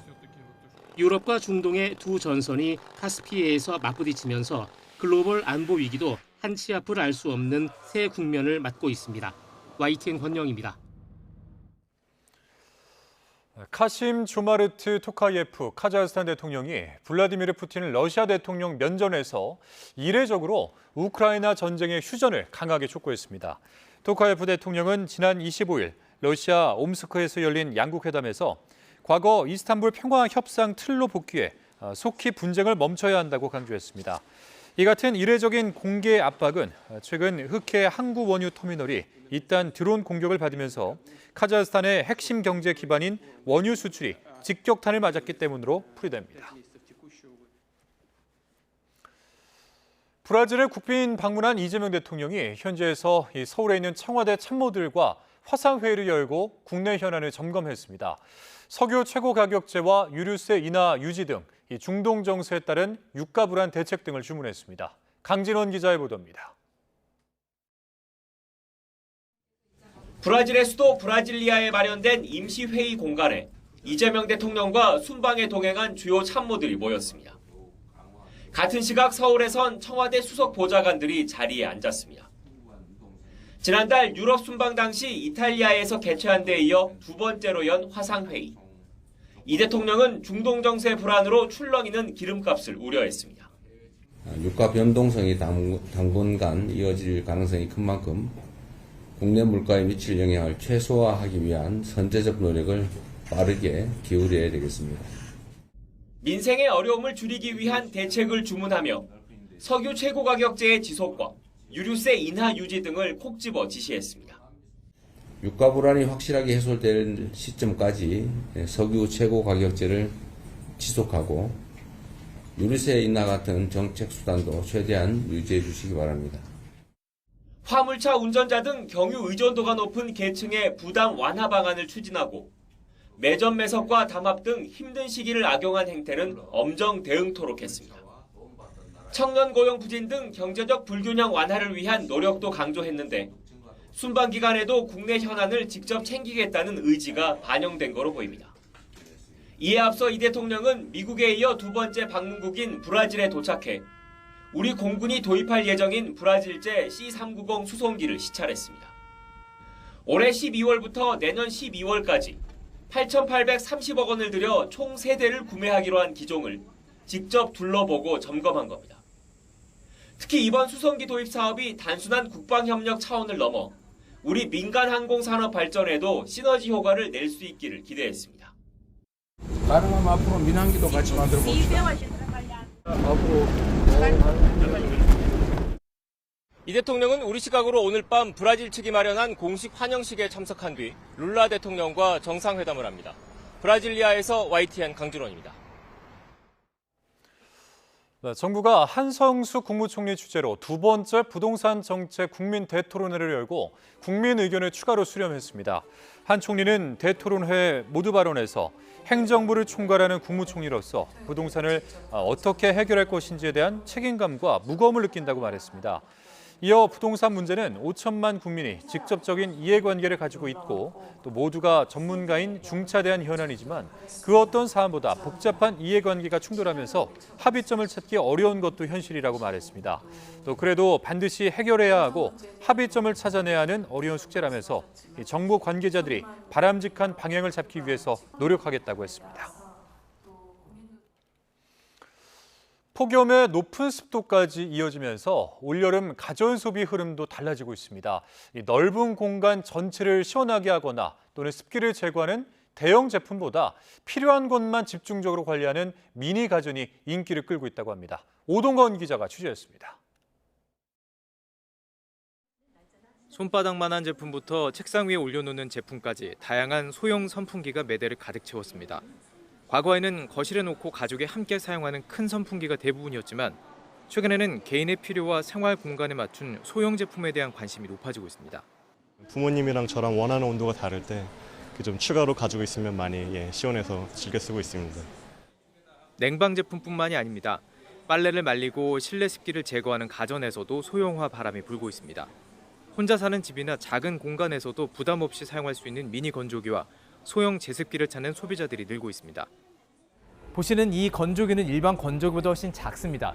매일 입는 속옷, 수건을 자주 빨아서 말릴 수 있기 때문에 1인 가구를 중심으로 관심이 높습니다. 1인 가구가 늘고 생활 방식이 개인화되면서 가전을 선택하는 기준도 달라진 것입니다.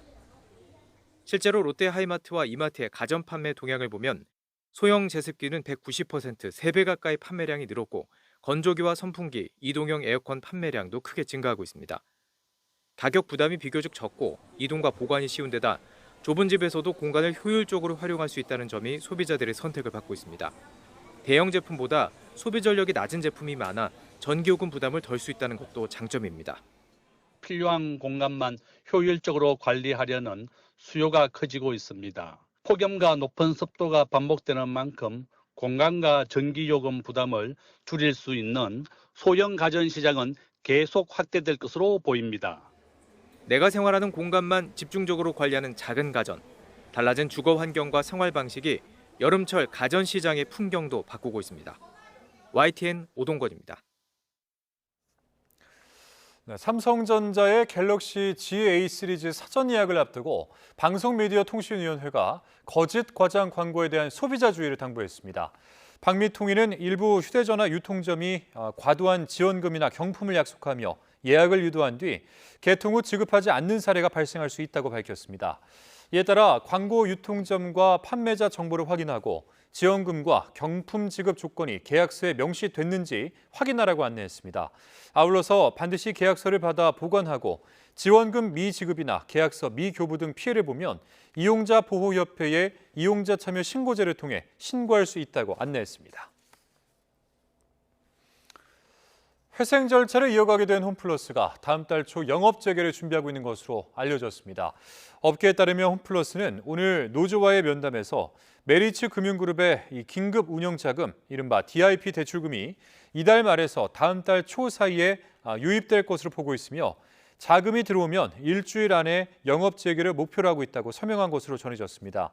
이에 따라서 이르면 다음 달 7일에서 10일쯤 핵심 점포들의 영업이 순차적으로 재개될 가능성이 거론됩니다.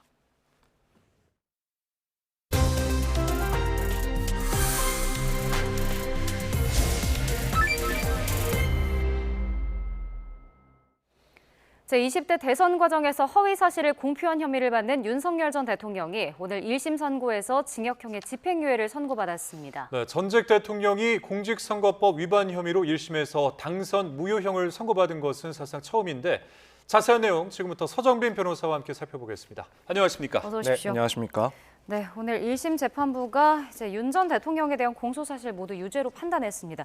일단 특검이 어떤 발언을 문제 삼았는지부터 좀 정리해 주시죠. 네, 크게 보면 두 가지 발언에 대해서 문제를 삼아서 기소를 했습니다. 첫 번째 발언은 2021년 12월에 관훈클럽 토론회 등에서 있었던 발언인데 윤우진 전 용산 세무서장에게 변호사를 소개해 준 사실이 없다라고 취지를 담아서 말한 그 발언 내용이 문제가 됐습니다. 그리고 또 하나는 2022년 1월 언론과의 인터뷰에서 전성배 씨를 당 관계자로부터 소개를 받았다.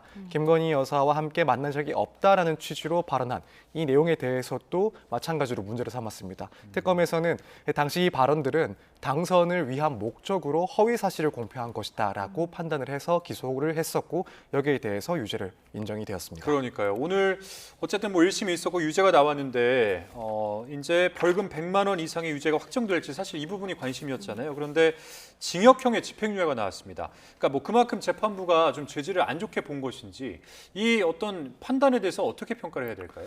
일단 결과만 놓고 보자면은 재판부에서 그 죄질에 대해서 상당히 좀 중하게 봤다라고 평가를 충분히 할 수 있지 않나 생각이 듭니다. 예. 일단 대부분의 이런 공직선거법상 허위사실 공표가 문제가 됐을 때 기소가 되면은 검사나 혹은 특검 측에서는 징역형을 구형하는 경우들은 많이 있습니다. 하지만은 실제로 이제 그 징역형이 선고되는 경우도 있긴 하지만 벌금형에서 끝나는 경우도 있고 그렇기 때문에 이번 사건에서도 이 선고가 나오기 전에 결국 관심을 갖던 점은 당선 무효형인 100만 원 이상의 벌금형이 선고될 것이냐 혹은 그걸 넘어갈 것이냐 이 부분이 주된 관심사였는데 사실 예측할 수 있는 범위보다도 상당히 이제 큰 실형 그러니까 징역 1년 6개월에 집행유예 3년이 선고가 됐다라는 점은 결국 이제 우리가 생각했던 것보다도 재판부에서는 이 사안에 대해서 매우 심각하게 받아들이고 형을 선고한 것이다 이렇게 이해를 하더라도 무방할 것 같습니다. 네, 일단 앞서 설명해 주신 대로 문제가 된 발언이 크게 두 가지였는데 먼저 그 윤우진 전 용산 세무서장에게 변호인 소개한 사실이 없다고 허위 발언한 혐의부터 좀 살펴보겠습니다.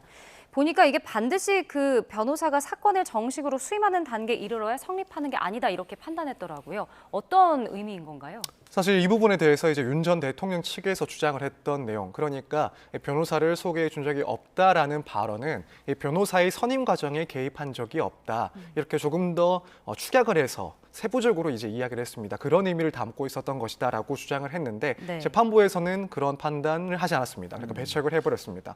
결국에는 일상적인 의미에서 이 변호사를 소개해 준다라는 말은 변호사를 연결해 준다거나 혹은 접촉 자체를 주선하는 그 정도의 행위만 하더라도 우리는 소개라고 본다라고 판단을 한 거죠. 거기다가 기존에도 이제 윤 전 대통령이 이 건과 관련해서 발언한 내용들이 있었습니다. 그래서 이 사건이 터지고 기자와의 그런 인터뷰, 전화 통화 내용에서 변호사를 소개해줬다라는 표현을 직접 하기도 했던 만큼 그 의미 자체는 선임에 직접적으로 혹은 선임에 부당하게 개입했다라는 의미가 아니라 결국 변호사를 알려줬다, 접촉을 주선해줬다 이 정도로 의미를 파악할 수 있다라고 일단 판단을 내렸습니다. 네, 그러면서 이제 재판부는 이 윤 전 대통령이 자신의 과거 행위를 충분히 인식하고 있었다. 이제 그러면서 이제 허위사실 공표의 고의도 좀 인정된다 이렇게 본 것 같아요. 지금. 네, 그렇습니다. 일단 허위사실 공표죄에 해당을 하기 위해서는 첫 번째로 객관적인 진실에 반하는 사실이었어야 되고 또 이것이 거짓이다라는 점에 대한 본인의 인식도 있어야지 성립이 될 수가 있습니다. 재판부에서는 윤 전 서장에게 이 변호사를 연결해 주었던 그런 객관적인 사실이 있었음에도 불구하고 이걸 전면적으로 부인을 한, 그래서 명백히 진실을 왜곡한 허위 공표다라고 판단을 했습니다. 특히 이제 과거에 자신의 그런 행위 등을 충분히 기억하고 인식하고 있었음에도 불구하고 의도적으로 이 사실을 감추었다라고 본 겁니다. 네. 조금 더 구체적으로는 과거의 사실관계들을 보면 윤 전 대통령은 윤우진과 이미 친분 그리고 신뢰 관계가 있었고 변호사를 또 소개시켜 주면서 자기의 이름 그리고 자기의 직함까지도 쓸 수 있도록 그 내용을 담아서 메시지를 보내도록 했다라는 사실도 확인을 했고요. 그리고 사건이 있고 나서 얼마 되지 않은 시점에 뭐 기자와 통화를 하면서 자기가 변호사를 소개해 줬다라는 이야기들을 하기도 했고, 또 한편으로는 뭐 이후에 이제 총장의 그 후보자로서 청문회 과정에서도 이런 사실들은 기본적으로 인정을 했던 만큼 이걸 뒤에 가서 부인을 했다라는 점은 이미 당시에도 이 사안의 중요성을 알고 있었고 객관적인 사실과는 반한다라는 것을 알고 있음에도 이 거짓 사실, 그러니까 허위 사실을 유포한 것이다라는 판단을 내린 겁니다. 네. 그리고 이제 두 번째가 건진법사 전성배 씨 관련 발언인데, 일단 선거 과정에서 뭐 우연히 소개받은 것처럼 뭐 전면 부인했다 이렇게 지적을 했더라고요. 결국 뭐 우연한 만남이 아니다라는 점을 이야기한 것 같은데, 뭐 국민에게 주는 인상도 강조했거든요. 어떤 내용이었죠? 그러니까 이제 당시 발언을 확정을 해야 되는데, 그 내용을 확정해야 되는데, 그 의미를 확정하기 위해서는 물론 맥락이라든가 당시에 사용된 어휘, 이런 전후 사정도 따져보긴 하지만 한편으로는 당시 유권자의 시각에서 어떤 의미로 받아들이느냐, 이 점 역시 고려를 해야 된다라는 대법원의 판결을 들면서 다시 한번 이 의미를 확정을 지었습니다. 네. 그래서 당시에 이제 윤 전 대통령의 그 발언, 건진법사 전성배 씨를 당 관계자로부터 소개를 받았다. 그리고 김건희 씨와 함께 만난 적이 없었다라는 발언은 당시 의혹을 다시 한번 살펴봤을 때 이미 이 선거 이전부터 이 전성배 씨와의 관계가 있었고 그때 중요한 시점에 조언을 들었다라는 의혹이 이미 제기가 되었던 만큼 유권자의 입장에서 윤 전 대통령의 발언을 해석하자면 그 이전에는 전성배 씨를 만난 적도 없고 알지도 못했다라고 이해를 할 수밖에 없었다라는 거죠. 네. 그렇게 의미를 확정을 했을 때 실제로는 그랬는가? 실제로는 그 이전부터 전성배 씨와의 관계가 있었고 법당에도 찾아간 적이 있었고 또 김건희 씨와 함께 자택에서 본 적도 있었고 이런 관계들이 쭉 있어 왔기 때문에 객관적인 사실과도 반하는 그런 발언이다라는 판단을 한 겁니다. 그래서 유권자의 시선에서 봤을 때 이 의미가 어떻게 파악되는지, 또 그것이 객관적인 사실에 반하는지 여부를 따져가면서 유죄를 선고를 하게 된 겁니다. 그러니까 이제 이 무속 논란이 선거에 영향을 줄 수 있는 상황이었던 만큼 허위성을 좀 인식했다, 이렇게 볼 수 있는 거죠. 그렇죠. 이제 당시 의혹 자체가 후보자 부부와 이 무속 인사 간의 그런 관계가 있는지 상당히 좀 중요한 검증 대상에 해당을 했었고, 결국 그때 이제 건진법사와 관련된 의혹이 윤 전 대통령, 윤 전 후보자의 지지도에도 영향을 줄 수밖에 없는 그런 국면이었습니다. 그런 이 중요한 내용에 대해서 해명을 하면서 발언했던 것이고, 또 자기 경험과는 배치되는 이 단정적인 표현을 했기 때문에 여기에 대해서는 허위 사실이라는 점에 대해서도 인식이 있었고 고의가 있었다라는 판단을 내리게 된 겁니다. 그리고 또 재판부 발언 이런 내용도 있었는데, 뭐 당시 윤 전 대통령이 당선된 선거 결과가 이 사건으로 좌우됐다고 단정하기는 어렵다고 봤습니다. 그러면서 이제 올바른 의사결정이 침해됐다고 보기 충분하다라는 건데, 이것도 유권자의 시선을 이야기한 건가요? 네, 결국에는 유권자들의 입장에서 상당히 중요한 쟁점에 대해서 허위 사실을 공표를 했기 때문에 이 점을 중요하게 판단을 했다라고 보여집니다. 말씀하신 것처럼 사실 산술적으로 이 발언이 어떻게 선거 결과에 뭐 수치상 어떤 영향을 미쳤는지는 파악을 할 수는 없지만 당시 내용들이 상당히 좀 선거 과정에서의 중요한 쟁점이었고 지지도에도 충분히 영향을 줄 만한 그런 내용들이었다라고 판단을 한 겁니다. 그래서 뭐 예컨대 변호사와 관련된 소개와 관련된 그런 발언에 대해서는 종전의 여러 진술들을 번복하고 뒤집어서 죄질이 가볍지 않고, 또 한편으로는 전성배 씨와 관련된 발언과 관련해서도 유권자들의 관심이 상당히 높았는데 이걸 거짓 표명을 했기 때문에 죄질이 상당히 높다라고 본 겁니다. 그래서 유권자의 올바른 의사 결정이 이 사건 범행으로 이제 침해가 됐다라고 보기에는 충분하다라고 판단을 했습니다. 자, 뭐 저희가 이제 뭐 앞선 보도에서 계속 전해드렸지만은 뭐 1심이긴 합니다만 전직 대통령이 이 공직선거법 위반 혐의로 당선 무효형을 선고받는 거는 최초 아니겠습니까? 그런데 만약에 최종심까지 가서 이게 확정이 되면 그 다음은 이제 어떻게 되는 겁니까? 무효형이 확정이 된다는 것은 대통령이 된 적이 없게 돼버리는 겁니까? 사실 좀 복잡해지는 문제들이 많이 생겨날 것 같다는 생각이 좀 드는데요. 사실 그렇지는 않습니다. 물론 이제 무효라는 개념 자체가 뭐 민사라든가 혹은 행정상으로 행정법상 이런 분야에서는 애초부터 이제 효력이 없었던 것으로 취급을 하긴 하지만 사실 이런 당선 무효가 된다라고 해서 뭐 애초부터 대통령이었던 사실이 없어진다거나 혹은 대통령 재직 시절에 있었던 각종 행정 행위들이 효력이 사라지는 것은 아닙니다. 그래서 이 부분은 이제 향후로부터는 뭐 법적인 의미가 있을지 모르지만 과거에 뭐 역사적인 사실이 사라진다거나 혹은 윤 전 대통령이 국정을 운영하면서 했던 그런 내용들에 대해서 뭐 소급표가 인정되거나 혹은 애초부터 효력이 없다라고 그렇게 이제 법적인 효력이 미치는 것은 아닙니다. 네. 만약에 이제 이대로 형이 나중에 확정이 된다면 국민의힘이 또 선관위의 선거 비용을 반환해야 하잖아요. 이게 보니까 397억 원 정도가 되는 것 같더라고요. 네, 그렇습니다. 그렇기 때문에 사실 이번 사건이 더욱더 관심을 받았었습니다. 공직선거법상 규정에 의하면은 대통령 후보자가 당선 무효형의 확정 판결을 받게 되면은 이 후보자를 추천했던 정당 역시 반환을 해야 되는 선거 비용들이 생기게 됩니다. 그래서 지금 뭐 397억 원 정도로 추산을 하고 있는데 뭐 이게 지금 뭐 통상적인 정당의 규모를 비춰 봤을 때도 상당히 좀 부담스러울 수 있는 그런 금액이라고 이해가 되고 있습니다. 그렇기 때문에 뭐 향후에 뭐 별다른 변동 사항이 없다. 예컨대 감경이 된다 하더라도 당선 무효 확정형인 당선 무효형인 100만 원 이상의 선고가 유지가 된다라고 한다면 결국 국민의힘 측에서는 거의 400억 상당의 이 반환 비용이 또 발생하는 그런 문제가 생기게 됩니다. 예. 저희 뉴스에서 이제 앞서 속보로 전해드리기도 했는데 이 판결 내용에 대해서 윤석열 전 대통령 측에서는 일단은 항소의 의지를 밝혔습니다. 뭐라고 하냐면 법리적 부분과 사실관계 측면에서 오류가 많다. 그러면서 이제 선고 당일이 오늘 항소하겠다 이제 이런 항소를 한 건데 구체적으로 이제 어떤 점을 문제 삼고 있는 겁니까? 우선 지금 얘기 나오는 게 윤우진 전 용산 세무서장에 관련된 그런 발언에 대해서 실제 변호사 소개는 윤 전 대통령이 아니라 윤대진 측에서부터 소개를 받은 것이다라는 진술이 일부 있었음에도 불구하고 그걸 무시했다라는 점을 또 따지고 있는 것 같고 또 예컨대 건진법사와 관련 발언 같은 경우에는 해당 발언이 나오게 된 배경이 토론회가 끝나고 나서 짧은 답변 과정에서 나온 그런 소극적인 해명에 불과한데 이걸 허위사실 공표라고 본 것도 법리적인 문제가 있다라고 주장을 하는 것 같습니다. 일단 이런 내용들을 포함을 해서 결국에는 이 사실관계에 대해서 파악을 잘못했다, 사실을 오인하고 특히 이제 허위사실 공표를 판단하는 데 있어서 예컨대 이 선고 과정에서 발생할 수 있는 그런 발언들에 대해서 일부는 상당히 신중하게 판단을 했어야 됨에도 불구하고 이것을 과장되고 확대해서 해석을 하는 바람에 법리적인 그런 오해도 있었다라는 주장을 추가하면서 항소를 진행하지 않을까 이렇게 생각이 됩니다. 네. 그리고 또 윤 전 대통령 측이 이전에도 공소시효가 만료된 사건을 특검법에 의해서 수사하고 죄를 묻는 것도 제도 취지에 맞지 않는다 이렇게 밝혔었잖아요. 이거는 어떤 의미를 담고 있는 건가요? 그러니까 지금 공직선거법상으로는 이런 선거 범죄 같은 경우에 선거가 끝나고 나서 6개월 안에 이제 사건이 처리가 돼야 되고 공소 제기가 돼야 되고 그걸 넘어가게 되면 공소시효가 끝이 납니다. 이제 이 점을 문제 삼은 걸로 보이는데 지금 특검법 같은 경우에는 이제 관련된 그런 범죄들에 대해서 공소시효를 정지시키는 그런 규정을 두고 있습니다. 여기에 따라서 기소가 된 거고요.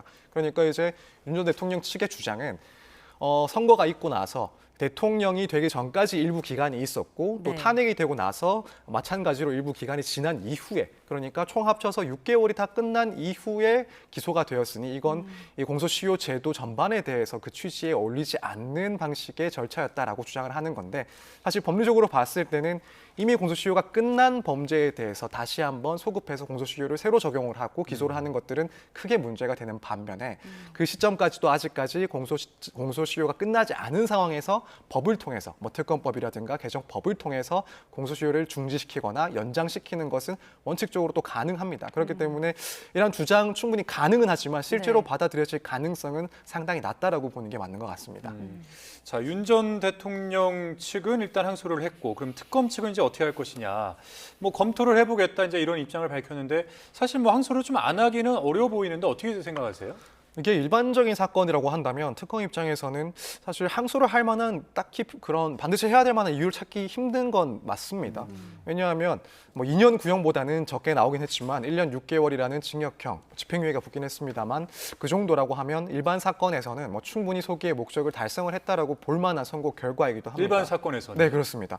그래서 이후에 윤 전 대통령 측 그러니까 피고인 측에서 항소를 해서 무죄를 다툰다 하더라도 그래서 검찰이나 혹은 특검에서 항소하지 않았다 하더라도 무죄에 대해서는 충분히 반박을 하고 유죄에 대해서 주장을 할 수가 있기 때문에 보통의 통상적인 사건과 비교하면은 굳이 항소할 이유를 찾기가 힘들 수 있는 그런 사안인데 다만 이제 이 구체적인 사안의 경우에는 워낙 상징성이 있는 사건이다 보니까 예컨대 집행유예를 선고한 것도 너무 가벼운 처벌이다 혹은 1년 6개월도 2년 구형에 비해서는 너무 짧다라는 주장들을 하면서 그 상징성 측면에서는 결국에는 항소할 가능성도 분명히 존재하는 사건이다 이렇게 생각이 됩니다. 네, 그럼 짧게 마지막으로 좀 여쭤보면 앞으로 그럼 항소심에서는 어떤 부분이 쟁점이 되는 걸까요? 일단 윤 전 대통령 측에서는 1심에서 주장했던 내용 모든 것들 다시 한번 반복할 것이다 생각이 됩니다. 네. 지금 1심에서 유죄를 선고한 과정들 그 구성을 보면은 일단 먼저 윤 전 대통령의 발언에 대해서 이게 어떤 의미인지를 확정을 짓고 이게 객관적인 사실에 반하는지를 판단을 하고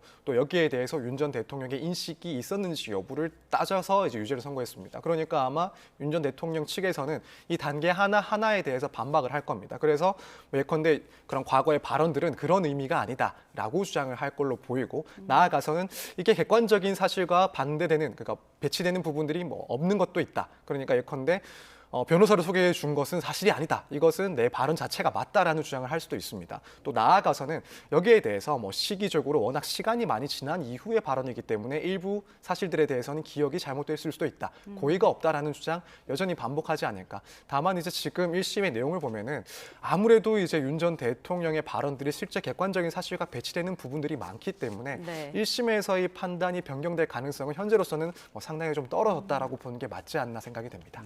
알겠습니다. 오늘 말씀 여기까지 듣겠습니다. 지금까지 서정빈 변호사와 함께했습니다. 오늘 말씀 고맙습니다. 고맙습니다. 감사합니다.